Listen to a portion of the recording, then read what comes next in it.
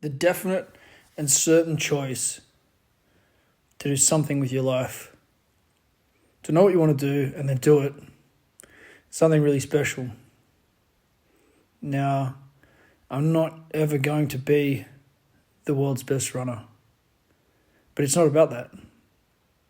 It's about improving myself and going on a mission and choosing what's important.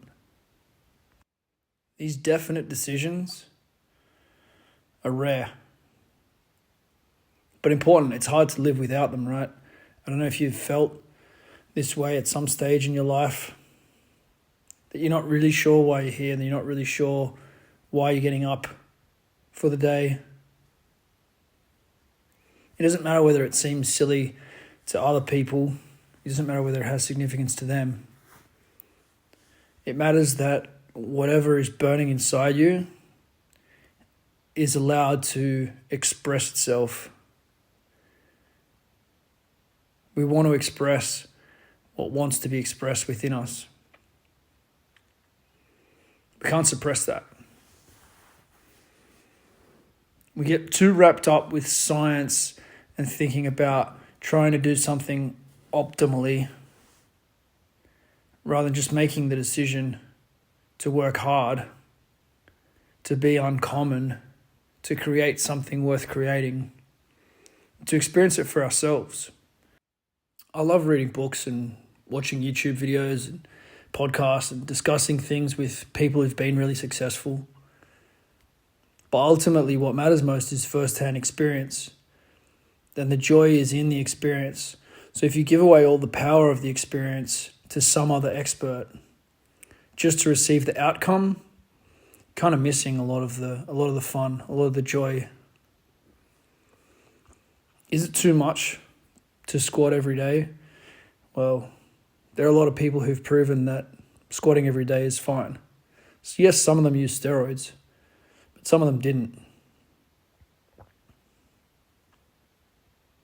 And the Bible will teach us. Can you squat the barbell every day? 100%. Can you squat the barbell in 2 plates every day? Probably. Can you squat the barbell in 4 plates every day? That's a question that very few people are ever going to try and answer. But maybe it's one worth answering. If it burns inside of, okay, what is the answer to this question? How does this feel? What will the experience of this be? Then that's what needs to be done. That's the fun of it, right? So the reason I'm making these videos is to encourage you to run your own experiment. It may be a chin-up bar in your doorway, and you may decide, I'm just going to go at this chin-up bar every day and see where I get to. And after a month, you might decide, actually, now I'm going to do some front levers now. And you might work on the front lever for a month. Back in 2014, I decided to front lever every day. I did it for about 2 or 3 weeks and I had a front lever. And I was doing like 5 seconds a day. It's crazy how quickly the body will adapt if you give it repetition. Now, powerlifters are the only lifters who don't lift every day. If you look at BJJ strength athletes, if you look at Olympic lifting, weightlifting athletes, if you look at gymnasts, they all rely on high frequency. They all train daily. Now, the reason powerlifters don't train quite so frequently, I think, is mostly because they get injured if they train too frequently, because they haven't understood athletic range, the principles of ATG. I think you're going to see some powerlifters training with high frequency and setting new records because they're recovering better. I know a few powerlifters already who've taken themselves to new levels because they're using these principles. Time will tell. And it's cool if the world records change, if there are guys that win Olympic medals, different sports. Charles Poliquin is the winningest strength coach in history with the most Olympic medalists, gold medalists. But what matters to me more than that is your journey and you deciding to get yourself in the best place you've ever been in your life. Now, athleticism is one part of that. Everybody has to have an economic existence, a physical existence, a spiritual, emotional, psychological, mental existence. The athletic existence continues to exist. Health. If you don't have health, then there's only one thing you want. Health. So for me, the journey is towards health. I live as if there is no medical system, no orthopedic surgeons, no antibiotics, no hospitals. That's the way I live my life. I guess a lot of people have lived their lives that way for a long time. It actually was that way for quite a while, for a lot of people at least, living too far away or not being able to afford medical treatment. Still is, I guess, for a lot of the world. My experiences and my understanding through studying health science and thinking deeply and researching and listening to doctors and all sorts of people is the more you can stay away from that system, the better. So my lifting can't end me with needing to get blood tests or needing to get surgeries. The objective of training is to avoid all of that. But I still want to challenge myself. So that's the challenge. That is the battle. Can I be smart enough to train every day, to test myself, to get to a new level without putting myself into that system that I don't want to interact with? If I do have to interact with it, then that's okay. I'll deal with it. I'll pay for it. I'll deal with the health consequences. If it's loss of life, if it's loss of lifespan, if it's loss of quality of life, then that will be the consequence. We all live by the consequences. Solve puzzles.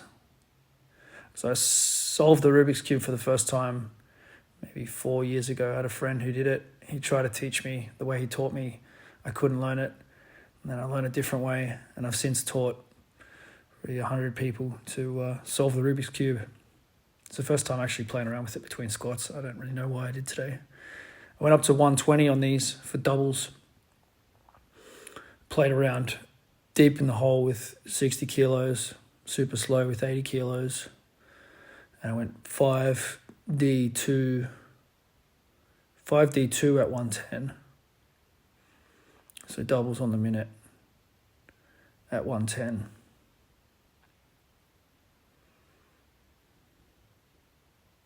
It's good to solve new puzzles, new challenges. The Rubik's Cube is one that you can battle away on and make mistakes on and spend as much time as you want. With the barbell, you can't put quite so much time into it because there's a cost to the body, to the muscles, to the bones.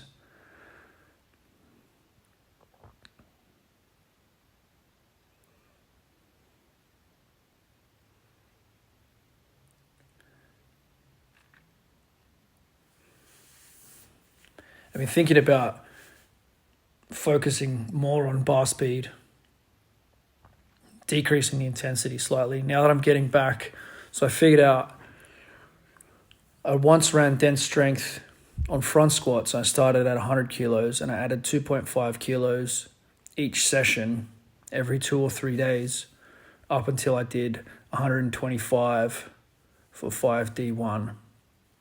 And the goal at that time was to front squat 130 so that I would clean 120 and hit a new record on my clean. And I did. So by getting to 120 today for 5 singles on the back squat, I'm effectively around 80-85% of the strongest I've ever been. Now those were with a belt and they were very maximal and my form was deteriorating. I can remember the day of the 125 for 5 singles because it was extremely intense. And this was when I was on the mission to snatch 100 kilos as well. I knew I needed to get my squat up. I was getting pinned in the bottom of snatches. Now the reason I was getting pinned with like 85, 90 kilos in the bottom of the overhead squat was because I couldn't use my quads to get out of the bottom. And with the overhead squat, I wasn't able to lean forward. So I was literally getting stuck in the bottom. Now my mission is to snatch that 100 kilos again, but I want to do it better than I did it in the past. So here are the singles at 120. What percentage of this do you think this is? I would say that these are much better than the way I hit that 120, 125 front squat singles back in 2014. Yeah, little jump. There's going to need to be some jumps and some jump squats in the mix here at some stage as these legs start to come back online. And we'll see what that transfers into. I did nearly pull a basketball ring down in Germany a couple of months ago. I surprised myself by grabbing the rim. But I definitely want to become more athletic with these squats, and I will. I'll stand under the ring and jump up and grab the ring from standing under the ring at 5'10". Not so tall. So yeah, these look pretty smooth. They felt like pretty maximal. Like I probably shouldn't do any more weight than that, but watching them now, I'm pretty happy with how fast they were. They look relatively comfortable. That's why it is good to film some squats from time to time, whether you're putting them on YouTube or not. I'm documenting my journey here, but yeah, getting back to 120 for 5 singles and then being pretty fast, beltless, nice and deep. I'm pretty happy with that. In month 1, I'm not quite to the end of the first month. I got the barbell on the 25th of December. I've used it every day since. So I haven't been doing many chin-ups, pretty much because they're outside and it's about 8 meters away from where I'm training, where this is, but I just haven't built the habit yet of getting out there to train. So yeah, I'm due to build that habit, and today was the start of that. So I did triples, threes on the minute. I think the single ring should really help for the one arm chin. I do still want to have a one arm chin up. Now I'm putting all the energy into my legs, but I think I'm still a long way away from being able to say I have such tree trunk legs that I can't do a one arm chin up. I was trying to figure out a way with the belt where I was going to be able to do some push-ups. So I can probably put this around my chest or something. I don't know. I'll work it out. But yeah, doing some push-ups in between the chin-ups occurred to me as well, seeing as though they're nice and comfortable.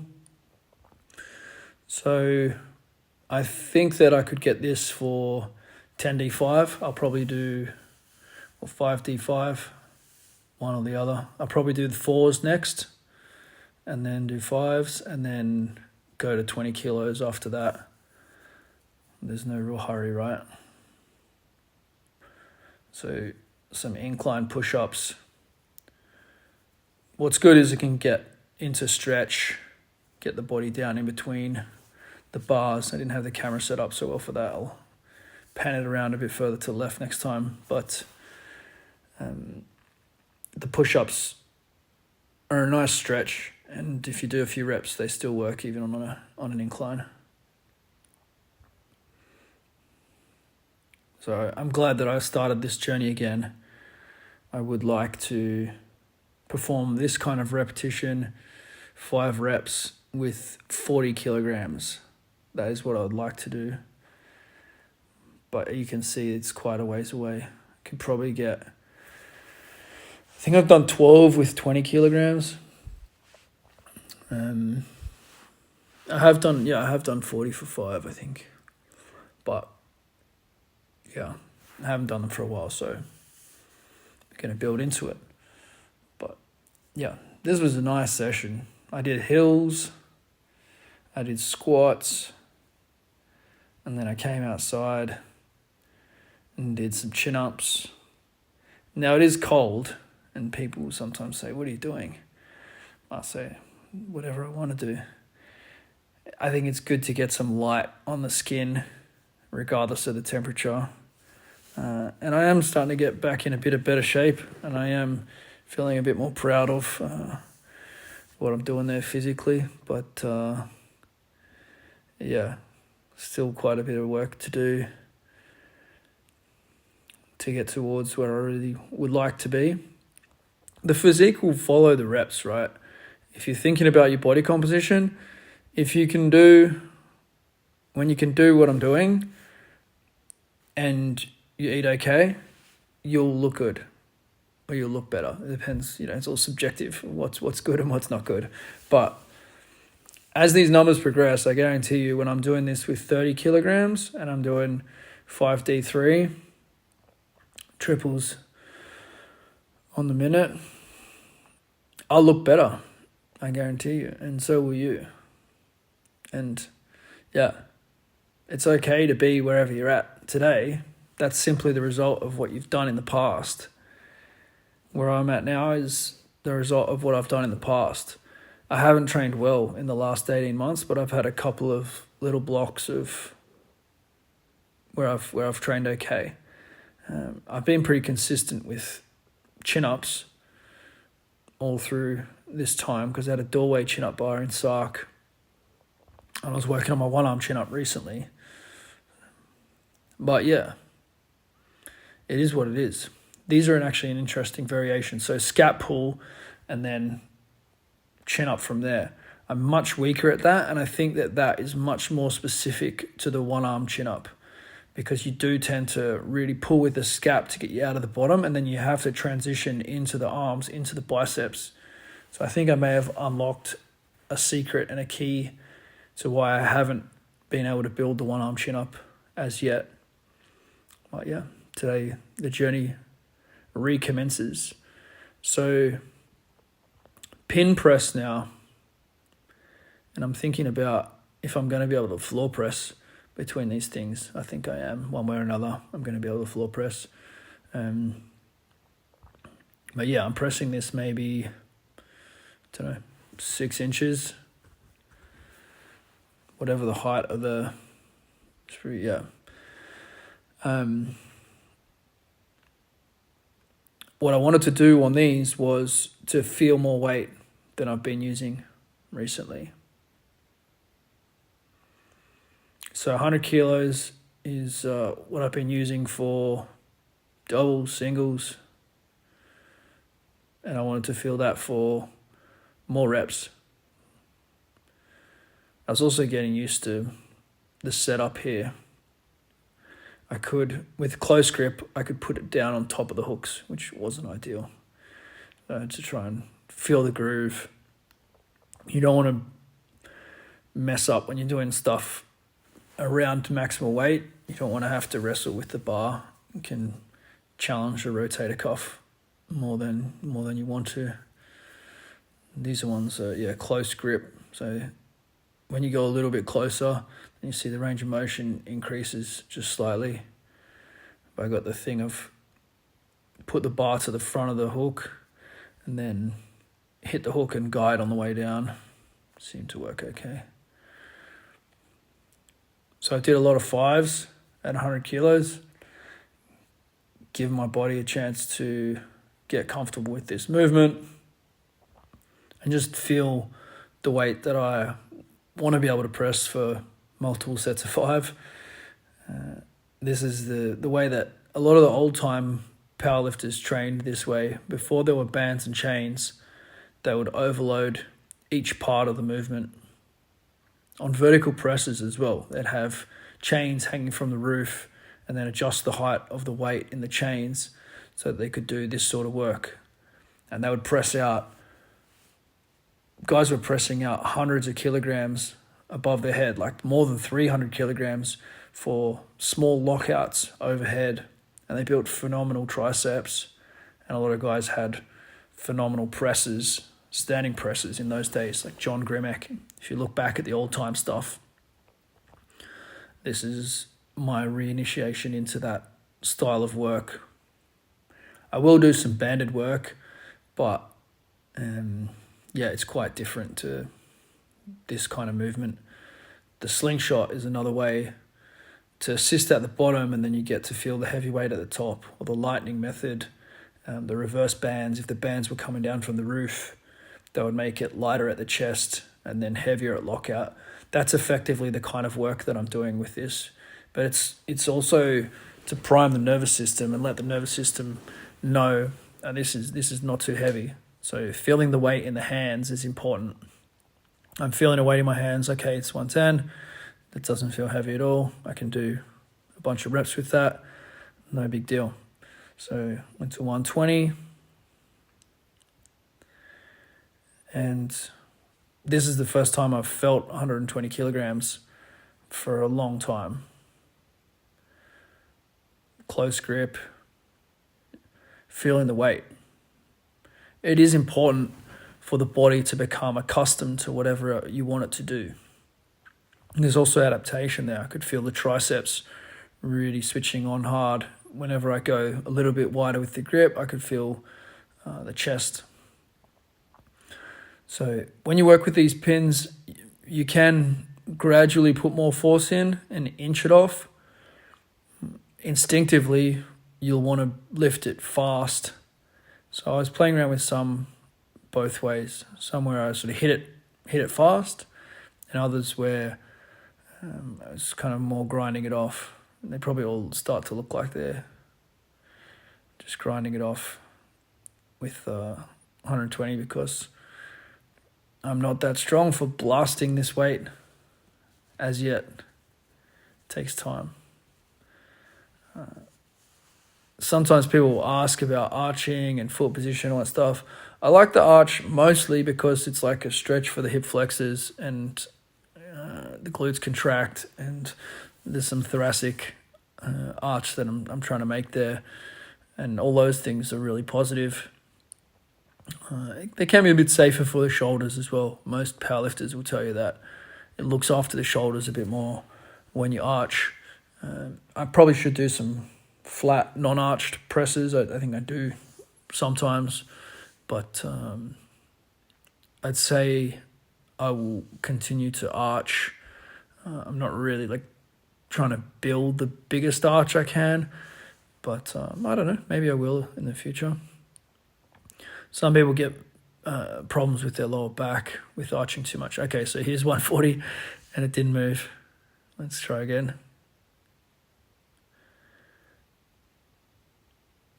Yeah. So I had 2 goes at 140 before the third time lucky. I actually pressed it and I was like, okay, well, yeah, I can move 140. There's another miss. Try and reposition. Because the bars, the bench and the stands and everything are not rock solid, you can get slight micro adjustments where it's not lined up.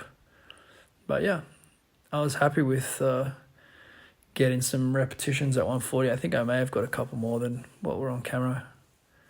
But then I went back and just felt 100 again because I knew after all those 140s, 100 was going to feel like not much. So yeah, this was the press work for today. I do value this style of pressing. A lot of people haven't played around with it. A lot of powerlifters will tell you don't bother. But all the ranges are important. It's a bit like doing step-ups with your split squats and squats. This is kind of an equivalent of step-ups, at least for the tricep, for the elbow.